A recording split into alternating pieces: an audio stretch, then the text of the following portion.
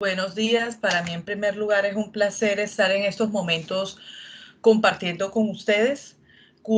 Yo creo que en general cuando nosotros hablamos de dolor, queremos aprender cada vez más y siempre va a haber controversias y particularidades. Aquí vamos a tratar de mostrar las más esenciales que hay en estos pacientes, aunque asimismo lo podemos dividir en dos grupos. Uno son los pacientes sometidos a craniotomía y otros sometidos a columna, que son dos grupos realmente diferentes en localización, indicaciones y todas estas situaciones. Pero nosotros siempre lo que tratamos de buscar en el manejo del dolor es que haya una mejor calidad de atención, una satisfacción del paciente, pero que no sacrifique la seguridad ni la recuperación postoperatoria, estancia hospitalaria. Y para eso se tienen que tener en cuenta muchísimos factores. En primer lugar, cuando hablamos de craniotomía y revisamos el dolor postoperatorio de craniotomía, históricamente ha sido subestimada. ¿Y por qué digo que históricamente? Porque al menos hay trabajos en Europa que se publicaron en 2010, 2011 que nos mostraban que la percepción de los anestesiólogos sobre el dolor de la craniotomía los consideraban la mayoría leves. Y puede que desde la antigüedad haya habido craniotomías, puede que sean craniotomías despierto, el cerebro no duele, pero la cabeza como tal sí. Y tanto es así que dentro de esa misma época se hicieron estudios y al menos 2/3 de los pacientes sometidos a craniotomía que se podían expresar, 2/3 estaban entre dolores moderados y severos, dependiendo del tipo de cirugía neurológica que se evaluara, siendo que las infratentoriales son más dolorosas, específicamente el neurinoma del acústico, que puede tener un dolor de intensidad severa de al menos 36.7% y puede persistir doloroso hasta las 12 semanas. Desde el 25% de los pacientes sometidos a craniotomía pueden desarrollar dolor crónico posoperatorio. Y muchos de estos pacientes previamente su motivo de consulta no era cefalea ni nada similar. La otra dificultad que nosotros tenemos en evaluar los pacientes es que algunos tienen alteración del estado neurológico. Es más, gran parte de los estudios que nosotros vemos en dolor se hacen en pacientes que no tienen dificultad para expresarse o para entender órdenes. Entonces, la incidencia de dolor en este tipo de pacientes no está claramente establecida. Y los pacientes que están intubados. Esto nos da dificultades para cuantificar e identificar apropiadamente el dolor. Cuando nosotros tenemos un pobre control del dolor, ¿qué hacemos? Estimulación simpática. Ese paciente se agita y a veces no sabemos por qué está agitado o lo consideramos un síntoma aislado. Puede vomitar, puede tener hemorragia intracraneal más que todo en las primeras 6 horas de un postoperatorio de craniotomía y por consiguiente aumento de la presión intracraneana. Las características generales del dolor postcraniotomía son más que todo somáticos en la etapa aguda, porque nosotros tenemos piel, tejidos blandos, hueso, la dura madre también, que tiene inervación del trigémino, y esto se da porque el nervio trigémino en su primera rama oftálmica, estos son los importantes en las craniotomías, tenemos el nervio supraorbitario, supratroclear, que nos da la inervación del cuero cabelludo anterior y parte del frontal. Maxilar, tenemos de la rama maxilar el cigomático temporal y del mandibular el aurículo temporal. Además de eso, en región posterior tenemos los nervios occipitales mayor y menor, ricamente inervados por C2 y C3.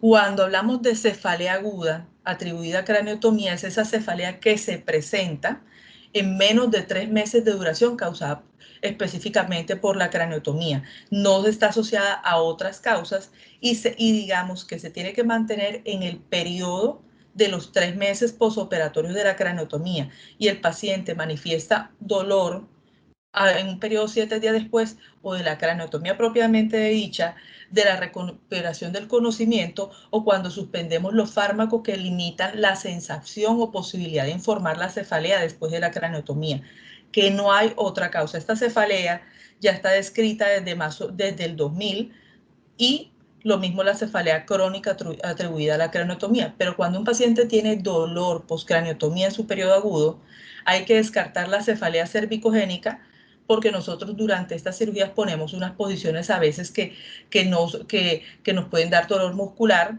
y que se pueden manifestar también en cefalea, las fístulas del líquido cefalorraquídeo, infecciones, hidrocefalia y hemorragia intracraneal. O sea que, por tanto, la evaluación del dolor incluye descartar que haya otra causa que nos esté generando una cefalea y que se tenga que tratar. En cuanto al dolor crónico postcraneotomía, desde el 55% se relacionan a la región quirúrgica, pero hay trabajos que muestran que es mucho más. Y bilateral, desde el 36%, pero hay otros trabajos que llegan hasta 55%. Es neuropático, caracterizado por alodinia a la cicatriz, aunque algunos tienen datos similares, además de cefaleas tensionales. Hasta el 60% puede interferir de alguna manera con la actividad diaria y hay un 22% de los pacientes con dolor crónico postcraneotomía que puede llegar a ser incapacitante. De todos modos, cuando nosotros miramos estos datos, vemos variaciones en los porcentajes de incidencia, lo cual a mí me llama la atención o creo que tenemos que seguir estudiándolo más. Estos datos son europeos, americanos, Latinoamérica. Dentro de lo que yo he revisado no he encontrado datos mayores del dolor postcraneotomía, ni agudo ni crónico. La cefalea persistente atribuida a la craneotomía es cuando persiste más de 3 meses después de la craneotomía. Algunos hablan de 2 meses, pero esta es la definición o los criterios de la Asociación Internacional de Cefaleas. Por tanto, es la que yo considero que en este momento es válida. Y la podemos escalar desde el grado 1 hasta el grado 4.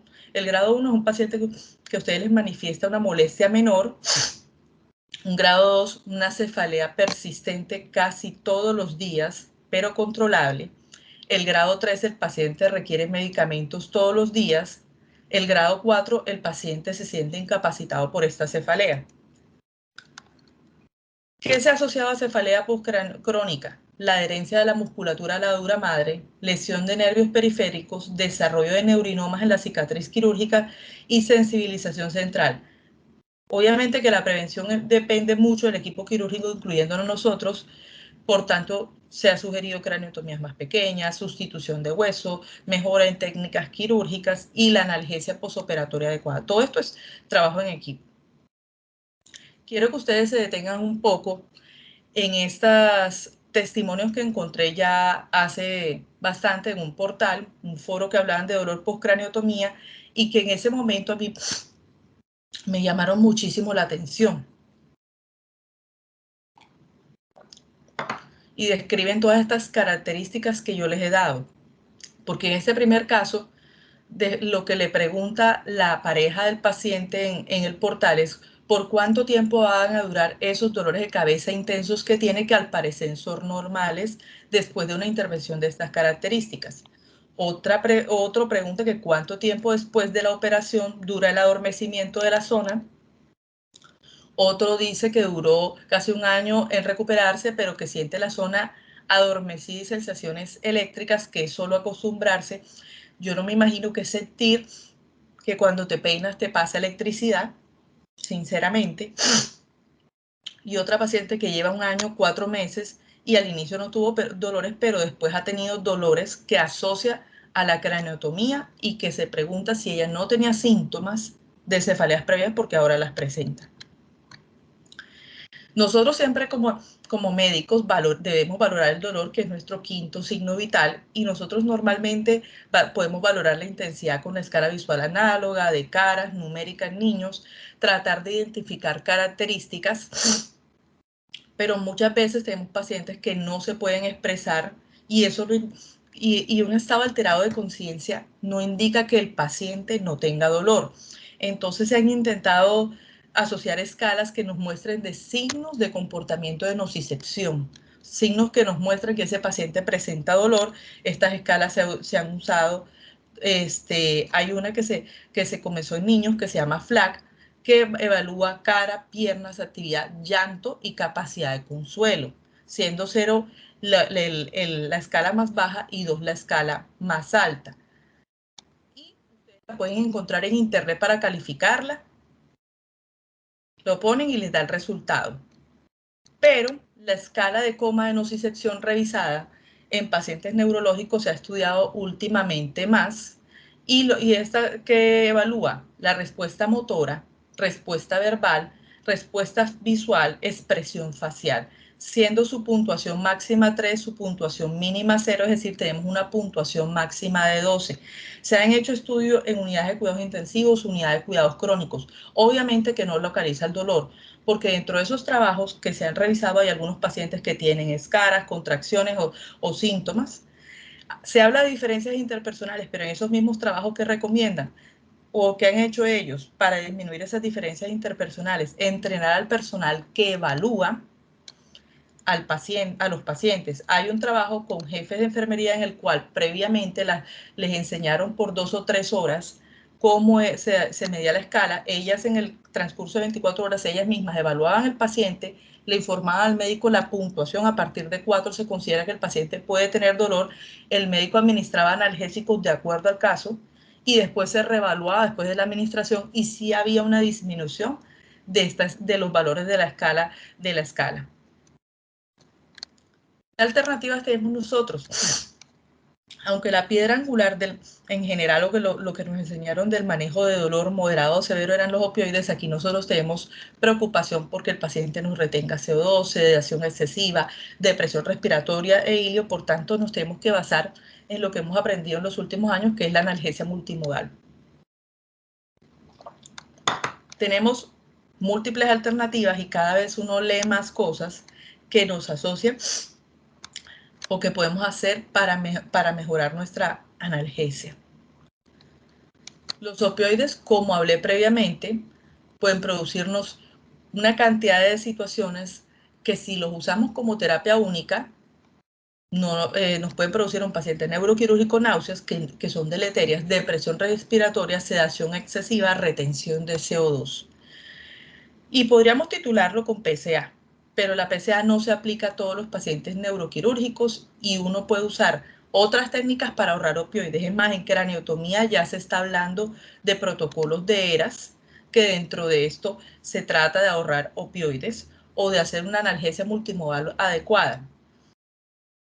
En esos trabajos que hablamos de por decir qué se hacía para manejar el dolor, también llamó la atención en su momento que en Gran Bretaña y parte de Europa se ponía codeína intramuscular como opioide, pero ¿qué sucede? Que el 10% de la población no es capaz de desmetilarla. Algunos trabajos dicen que 15%. Otros, para disminuir los efectos de depresión respiratoria, usaban tramadol. ¿Y qué sucede? Mayor incidencia de náuseas con menos eficacia analgésica. Algunos describen que el uso del tramadol en pacientes epilépticos disminuye el umbral de presentación de convulsiones. Entonces tampoco es una alternativa que sea adecuada en un paciente sometido a craniotomía. Los AINES y el paracetamol, nosotros los tenemos en el mercado, tienen un efecto techo, por tanto, como monoterapia en craniotomías no son adecuados. Los AINES en los no selectivos nos preocupa la disfunción plaquetaria y prolongación de los tiempos del sangrado, nos sigue preocupando a pesar del tiempo. Y los inhibidores de los COX-2 tienen menos estos efectos, pero todavía está el incremento del riesgo de trombosis y eventos cardiovasculares. El paracetamol reduce el consumo de opiáceos y hay un trabajo publicado en el British Journal of Anesthesia que muestra que ellos compararon usar bloqueos con paracetamol versus bloqueos con paracetamol y celecoxib. No encontraron una diferencia estadísticamente significativa entre usar los dos juntos y usar solamente paracetamol con los bloqueos.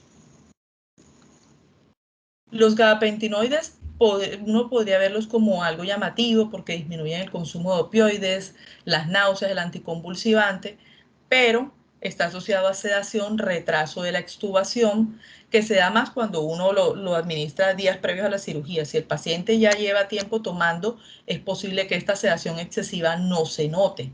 Pero en un paciente que se lo ponemos el día anterior o el mismo día, sí se va a notar ese retraso en la extubación. La dexmedetomidina cada vez la tenemos nosotros más en nuestro arsenal en atención al paciente neuroquirúrgico como coadyuvante en anestesia regional, en craniotomía despierto, en la estimulación cerebral profunda, porque nos disminuye la liberación de catecolaminas, consumo de opioides y náuseas y vómitos. Los diferentes trabajos pues muestran que la hipotensión y la bradicardia que se presenta con esta no es estadísticamente significativa si hace parte de un manejo, si las dosis son menores a 0.6 microgramos kilo hora. Todo eso la desmetomidina la podemos usar y yo creo que la mayoría de los que lo usamos tenemos una experiencia bastante positiva con la dexmedetomidina. Los anestésicos locales los podemos usar de dos maneras. Una es infiltrando la herida y la otra los bloqueos de los nervios del cuero cabelludo que están descritos desde más o menos 1910. La infiltración del anestésico local es claro que disminuye el sangrado de la herida, la disminución de la respuesta hemodinámica, y produce un descenso modesto de la intensidad del dolor postoperatorio inmediato, pero sin reducción de la necesidad de analgesia o rescate con opiáceos. Pero ¿qué sí se ha visto? Que disminuye la incidencia del dolor neuropático y dolor persistente a los 2 meses de la cirugía. Los bloqueos del nervio del cuero cabelludo están claramente establecidos en la literatura, hay unas descripciones muy claras de su ubicación anatómica que usamos mucho. Cuando yo me gradué de neuro, todavía no estaba pues la ecografía para esto, pero ya tenemos técnicas ecográficas más claras, más asequibles, a las que nos hemos ido adaptando. De todos modos, yo hoy por hoy recomiendo, teniendo en cuenta el ámbito colombiano, que aprendamos las dos maneras de hacerlo. Entonces, el supraorbitario y el supratroquear son súper fáciles de visualizar en el ecógrafo con un transductor de huella pequeña, y también son fáciles la referencia anatómica. Los volúmenes realmente cuando uno hace esto son muy pequeños, 1 o 2 mililitros. El aurículo temporal, que más o menos está aquí 1.5 centímetros delante del trago posterior a la arteria temporal. Por tanto, tenemos que tener cuidado, y además de que a veces cuando se bloquea acá y no hay una localización anatómica adecuada, podemos bloquear también el facial, que es transitorio pero es incómodo. El cigomático temporal lo tenemos aquí, que está cuando uno lo mira en ecografía, está entre las fases temporal superficial y profunda, y tenemos los occipitales menor, mayor, que se pueden hacer bajo guía ecográfica también, y de ese sí he encontrado un poquito más de diferencia cuando miramos la guía ecográfica. También el bloqueo del plejo cervical superficial se logra para cirugías de fosa posterior. Como dije, la ubicación anatómica nos disminuye riesgos. En este caso nosotros tenemos un occipital mayor y muy cercano a la arteria occipital. El nervio occipital mayor es medial a la arteria en la mayoría de los pacientes. Y este fue un caso que encontré en la literatura, que tenía supraorbitario, supratroclear, pero el supraorbitario tenía encima de la escotadura, o sea, tenía dos nervios supraorbitarios, el medial, que es y este que es el lateral. Entonces, a pesar de que hay descripciones muy claras y que la mayoría de veces lo que hemos usado estos bloqueos no tenemos ningún problema en hacerlo, puede que uno que otro paciente tenga variaciones anatómicas que nos produzcan que, a pesar de que hagamos un excelente bloqueo por referencias anatómicas, el paciente manifieste dolor. Estos bloqueos del nervio de cuero cabelludo tienen 2 o 3 metaanálisis que nos recomiendan usarlos desde el inicio por la disminución de la respuesta hemodinámica al estímulo doloroso, y también nos da menos necesidad de anestésicos en el intraoperatorio, una extubación temprana, disminución de la respuesta inflamatoria y hacer un refuerzo posterior al finalizar la cirugía. La analgesia está descrita desde 6 a 12 horas como adecuada. En resumen, hoy por hoy tenemos el dolor postcraneotomía ha sido subvalorado y no evaluado correctamente en algunos pacientes porque tienen dificultades en la expresión, movilización, pero que un paciente tenga un estado alterado de conciencia o que tenga una fascia y no pueda expresar no significa que no tiene dolor. Se están haciendo esfuerzos para evaluar a esos pacientes. Las consecuencias se dan a corto, a largo plazo con los pacientes, y hay que abordarlo de manera multimodal, con importancia o hincapié en tener anestesia regional, a pesar de que este paciente sea sometido a anestesia general, y de los coadyuvantes en todo el perioperatorio.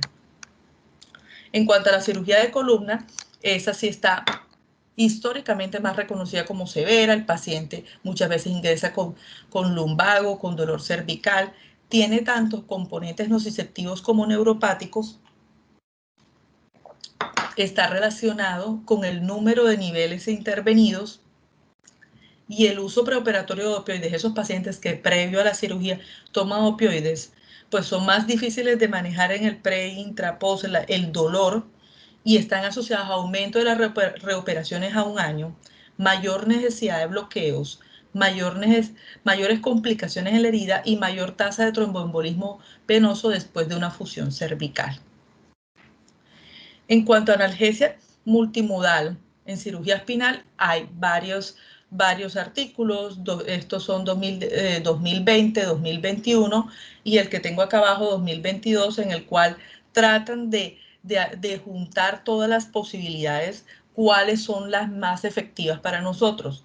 Y en esta, o sea, cuando les hablé de craneotomía dije que estaban comenzando a hablar que ya hay publicaciones de ERAS en craneotomía como tal. La sociedad de ERAS ya tiene su protocolo de manejo de dolor de un manejo de fusión espinal, y dentro de esto está el manejo del dolor. Pero si trato de resumir este y otros revisiones, artículos, trabajo de investigación, podríamos decir que hay analgesia preventiva, coadyuvantes perioperatorios, bloqueo neuroaxial analgésico, bloqueos regionales, específicamente el erector de la espina es el más descrito, y la anestesia local con bupivacaína y liposomal y esponjas durales están todavía en desarrollo en diferentes trabajos. Pero si nos vamos, preoperatorio, desde el preoperatorio el uso de gabapentinoides, AINES, paracetamol.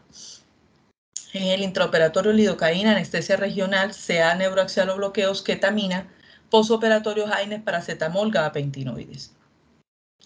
Los gabapentinoides pues reducen la necesidad de opioides, también, o sea, como la craneotomía, náuseas, se usan para dolor neuropático, y entre el gabapentin y la pregabalina tiene mejor tolerabilidad, mejor perfil de seguridad.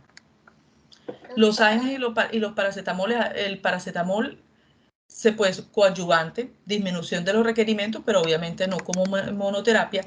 Los AINES hay preocupación o ha habido preocupación por las alteraciones sobre la fusión espinal, pero por ejemplo hay un trabajo con ketorolaco que dice que si disminuimos, que si la administración del ketorolaco es menor a 2 días o mayor a 2 días, pero con una dosis menor de 120 miligramos día, no hay un efecto significativo sobre la fusión espinal.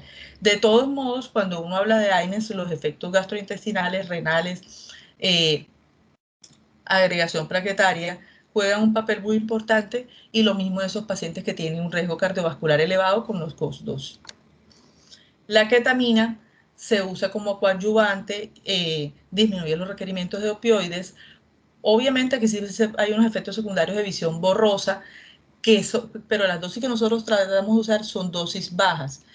La ketamina puede aumentarnos la amplitud de los potenciales evocados sin implicación en la latencia de la dosis, a dosis de 0,5 miligramos kilo hora. Hay dosis de bolo descritos de 0,5 a 0,1 miligramos kilo, y de infusión desde 1 microgramo kilo minuto, que es una dosis baja, hasta 10 microgramos kilo minuto, que es un poco más alta.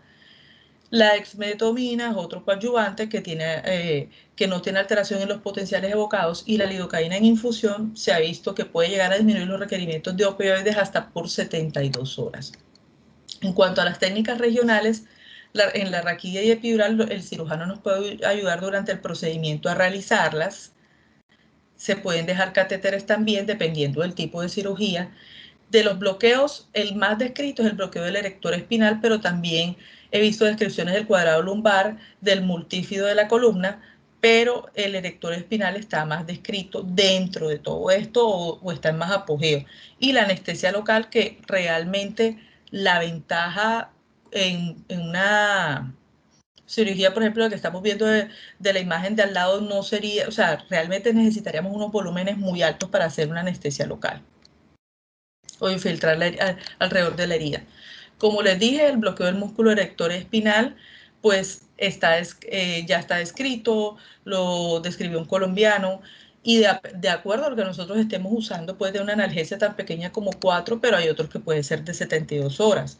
ERA Society lo tiene dentro del arsenal, o sea, ellos hablan de bloqueos neuroaxiales y hablan específicamente del bloqueo del músculo erector espinal. Está como parte de sus recomendaciones para disminuir la incidencia de dolor postoperatorio y ahorrar opioides. Aunque las estrategias de ellos prácticamente es lo menos posible, lo mínimo, lo mínimo. En resumen, nosotros Tenemos identificados en cirugía de columna su severidad. El paciente normalmente lo expresa más y aunque en craneotomía hay pacientes con cefaleas, estos es más común el motivo de consulta y son multiconsultantes. Nos tenemos que basar en el manejo multimodal y a pesar de que estos pacientes sean sometidos a anestesia general, tenemos técnicas regionales que nos pueden ayudar a disminuir el dolor, estancia hospitalaria. Y en los coadyuvantes que nosotros tengamos, tenemos que pensarlos desde el pre, intra, postoperatorio. Todas estas atenciones a cada paciente neuroquirúrgico creo que tienen que estar centradas en el paciente, en los casos individuales que estamos presentando, tipo de cirugía, procedimiento a realizar, y tenemos que evaluarla claramente. Y siempre evaluemos el dolor, así sea que el paciente no se los pueda decir.